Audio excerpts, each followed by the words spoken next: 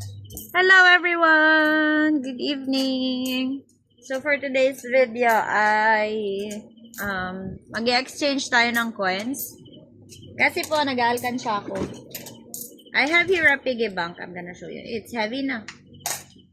And my goal is to make it full before Christmas. So far so good. Konti na lang. It is this level na. No, see, so konting-konti na lang. And I put only 20 coins here on my baboy, on my piggy bank. So for today's video is mag-exchange tayo ng 20s doon sa sale ko, sa sales namin doon sa paninda. Tapos ipapalit ko yung pera ko. So ito yung pera ko. I have here 150. And also, naguho ng pera. Ito, coins. Atusa. So, I only put coins like this one ba? 20 pesos only. Ayan. I didn't put the 10s and 5 coins. So, 20 lang. We have 2 here. Hulog ko na siya. Mga sukli ko yun. So, meron pa ako ditong 150, 60, 70, 80. So, meron akong 184 pesos in my wallet. Pocket money na yan for hanggang Saturday. So, ito yung sale namin. Ito yung sale namin sa tinda, sa store, sa business ko. So, kunin ko lang po lahat ng 20s. Wait lang din, anak. Kunin ko lang po lahat ng 20s dito. Ganito ba?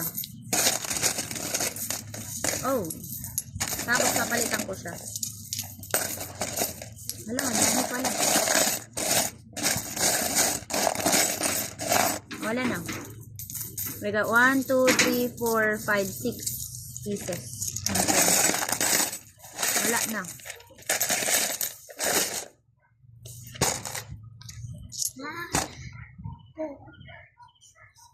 So, ito na lahat yung 20s niya. Yung apat nito, ano ba? Limang 20s is 100 pesos. So, 1, 2, 3, 4, 5. 20, 40, 60, 80, 100. O, tama. 120. So, exchange ko siya doon sa paninda. Pero iuhulog ko muna to. Ang uga naman ng table ko, money. Parang edit yan. So, iuhulog ko na siya dito. 100 ba ito ko? 1, 2, 3, 4, 5. 120 utang ko, no?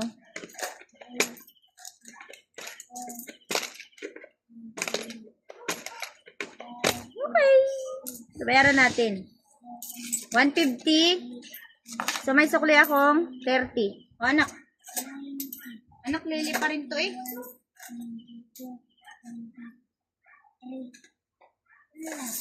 May sukli akong 30. Ito naman kukunin ko kasi yun lang ang barya niya.